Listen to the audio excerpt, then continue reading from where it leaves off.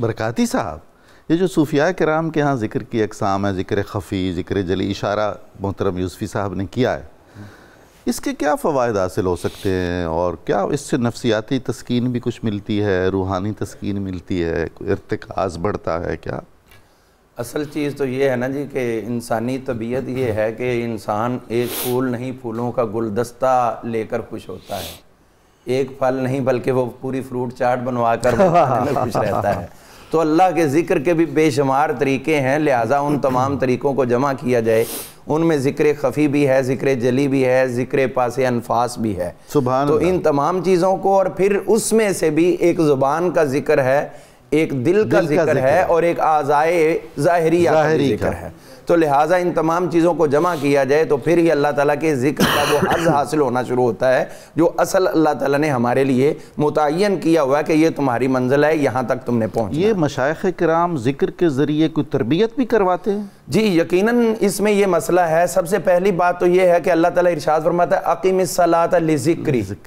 نماز قائم کرو میرے ذکر کے لیے، میری یاد کے لیے۔ تو اس کا مطلب ہے کہ اللہ تعالیٰ نے جو طریقے عطا کیے ہیں ان طریقوں میں سے ایک بہترین طریقہ اللہ کو یاد کرنے کا وہ نماز کی صورت میں ہے۔ لہٰذا جو نماز سے ہٹ جائیں تو پھر اس کا مطلب ہے کہ وہ ذکر کا تو ابھی پہلا سٹیپ ہی نہیں سمجھ پائے تو آگے پھر زندگی میں کیا کریں۔ لہٰذا بزرگان دین جو تربیت کرتے تھے اپنے مریدین کی، اپنے پاس آنے والے کی، اس میں سب سے پہلے یہ چیز ضروری تھی کہ اس کو نماز کا پابند کروایا جاتا تھا۔ حضور صلی اللہ تعالیٰ علیہ وآلہ وسلم ارشاد فرماتے ہیں کہ جو مسلمان اور کافر ہے اس کے درمیان امتیاز اور فرق ہی ایک نماز کا۔ تو جو اس امتیاز کو ختم کر دے تو پھر اس کے بعد اس میں اور غیر مسلم میں فرق کیا رہ جاتا ہے؟ حضور صلی اللہ تعالیٰ علیہ وآلہ وسلم نے جو ہمیں طریقے عطا کیے، اب یہ کوئی نہ سمجھے کہ بھی یہ طریقے الگ الگ کہاں سے آ گئے، یہ سارے طریقے عبادت کے خود حضور علیہ السلام نے ہی عطا فرمائے ہیں۔ بے شک نبی کریم صلی اللہ تعالیٰ علیہ وآلہ وسلم نے جو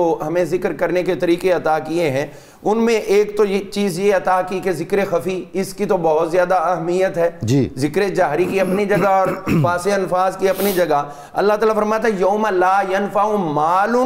ولا بنون، وہ دن جب نہ کوئی مال نفع دے گا نہ اولاد نفع دے گی، یعنی قیامت والا دن کیا ہوگا؟ الا من آتاہ اللہ بقلب سلیم، جس کو اللہ نے قلب سلیم عطا کیا، سبحان اللہ، وہی فائدے اٹھائے گا۔ اور قلب سلیم کس طرح بنتا ہے اس کے لیے حضور صلی اللہ تعالیٰ علیہ وآلہ وسلم نے جو ہمیں طریقہ عطا کر دیا اور سمجھاتے ہوئے کلا بل ران علی قلوبہم ما کانوا یکسبون، دنیا میں رہ کے اگر برائی کماتے ہیں، غلطی کرتے ہیں تو پھر اس کا خمیازہ کیا ہے، اور جو اللہ کو یاد کرتا ہے اس کا خمیازہ، اس کا جو فوائد و ثمرات ہیں وہ کیا ہے، اجر کیا ہے، وہ ہمیں بتا دیا خود رب نے۔ وَاذْكُرِ اسْمَ رَبِّكَ، سبحان اللہ، اپنے رب کو یاد کریے۔ وَتَبَتَّلْ إِلَيْهِ تَبْتِيلًا، کائنات سے ہٹ کے ایک وقت آپ کے پاس ایسا بھی ہو جب صرف خدا کے جلووں میں گم ہو جاؤ اور اسی کی یاد میں تم اپنے آپ کو محو کر لو۔ اور پھر وہ جب آپ تنہائی میں ہوگے، اور یہی چیز حضور علیہ السلام نے غار حرا کے اندر، حضرت موسیٰ علیہ السلام نے کوہ طور کے اندر، اور سب انبیاء نے اختیار کی، اور اس کا کہاں پہ اختتام ہوتا ہے؟ وَفِي أَنفُسِكُمْ أَفَلَا تُبْصِرُونَ، وہ تمہارے نفسوں میں سمایا ہوا ہے، تمہاری بصیرت کام کیوں نہیں کرتی؟ کیا بات! یعنی بصارت کی بجائے بصیرت پیدا کرنے کے لیے اللہ تعالیٰ نے یہ ذکر کا ہمیں طریقہ عطا کیا ہے۔ ہم دیکھتے ہیں جو ذکر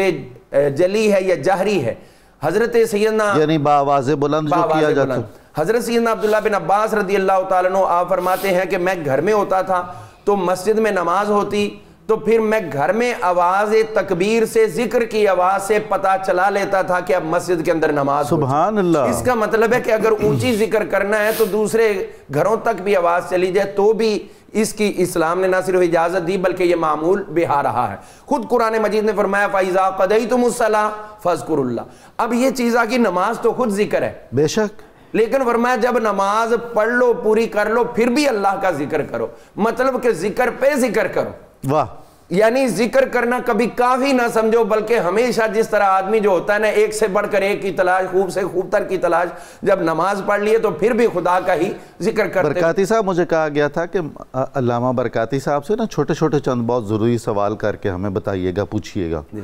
یہ جو ہم تسبیح پڑھتے ہیں یہ ٹھیک ہے، کوئی حرج نہیں ہے؟ جی تسبیح پڑھنا اور الیکٹرک تسبیح، جی اس میں دیکھیں کیلکولیشن تو ہر جگہ پہ نہیں لیکن کہیں کرنا پڑتی ہے، کہیں کرنا پڑتی ہے۔ آپ نماز میں حساب پڑھنا شروع کر دیں، کتنی رکعتیں پڑھتے جائیں مسلسل، وہ بھی نہیں، وہ 2 3 4 جتنی بھی متعین ہے وہ کرنی پڑیں گی، ہر چیز کے اندر کاؤنٹنگ رکھی گی، باقی چیزیں یا ایھا الذین آمنوا اذکروا اللہ ذکرا کثیرا وہاں پہ ان لمیٹڈ ہو گیا۔ یہ نہیں کہتے ہیں کہ یہ دور رسالت میں نہیں تھی تسبیح؟ نہیں، میں عرض کرتا ہوں اس میں اب تو خیر لوگ کافی چینج ہو گئے، حافظ ابن قیم رحمۃ اللہ تعالی علیہ آپ نے اور عبد الرحمن مبارک پوری ان سب نے اس کی تصریح کی ہے۔ حضور صلی اللہ تعالی علیہ وسلم تشریف لے کر جا رہے تھے تو ایک خاتون جو ہے اس نے کنکریاں رکھی ہوئی تھی تو ذکر کر رہی تھی، تو یہ بات اللہ آپ کو جزا دے جی حضور صلی اللہ تعالی علیہ وسلم نے ان کو منع نہیں کیا بلکہ اس سے بھی بہتر ذکر عطا کیا۔ اسی طرح خود نبی کریم علیہ السلام کا یہ جملہ کہ میں ہر روز اللہ تعالیٰ سے 100 مرتبہ استغفار کرتا ہوں، 70 مرتبہ کی الگ اور 100 کی الگ، تو اس کا مطلب ہے کہ کاؤنٹنگ تو پھر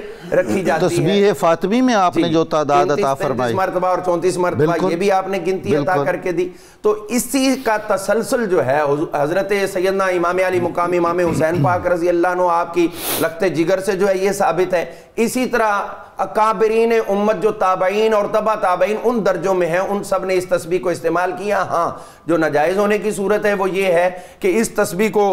اپنے ہاتھ پر گجرا بنا کے نہ چڑھا لیں، ریاکاری کے لیے گلے میں ڈال کے نہ پھرے، پڑھنی ہے کوئی اور لوگوں کو دکھاتے رہے، یعنی ریاکاری ذکر کے اندر ریاکاری وہ آپ کو برباد کر دے گی، لہٰذا اس سے بچنے کے لیے بزرگان دین نے اس کے، اور حضرت سیدنا جنید بغدادی رحمۃ اللہ علیہ تو بہت خوبصورت بات ارشاد فرماتے، اور یہ وہ ہیں جن کو داتا صاحب نے کشف المعجوب میں سید الطائفہ کے لقب سے یاد کیا۔ حضور سیدنا جنید بغدادی رحمۃ اللہ علیہ تسبیح پڑھ رہے تھے تو کسی نے کہا آپ تسبیح پڑھ رہے ہیں، آپ نے فرمایا میں منہ سے تسبیح پڑھ رہا ہوں، دل سے پڑھ رہا ہوں اور ہاتھوں سے چلا رہا ہوں، میں بیک وقت اپنی زبان سے، اپنے دل سے اور اپنے اعضاء سے اللہ تعالیٰ کا ذکر 3 ثواب حاصل کر رہا ہوں۔ 3 ثواب تو ابھی اس میں ہم سب کے لیے یہ رہنمائی موجود ہے کہ ان پاکیزہ ہستیوں نے ذکر اسی طرح کر کے، اور آخری بات اس پہ آپ کی اجازت سے میں عرض کرنا ضروری سمجھتا ہوں، وہ مسند ابی یعلا کے اندر حدیث پاک موجود ہے، حضور صلی اللہ تعالی علیہ وسلم نے ارشاد فرمایا کہ انسان کے دل پر شیطان اپنا قبضہ جماتا ہے، اچھا، اور جب یہ انسان ذکر اللہ شروع کرتا ہے تو اس کا قبضہ ختم ہو جاتا ہے، اور اگر نہیں کرتا تو اس کا قبضہ بڑھتا چلا جاتا ہے، اور پھر وہ وسواس الخناس یہ جو دل میں قبضہ کر کے ڈال رہا ہے نا وہ دور ہوتے ہیں تو صرف اور صرف خدا کے ذکر۔ سبحان اللہ، سبحان اللہ۔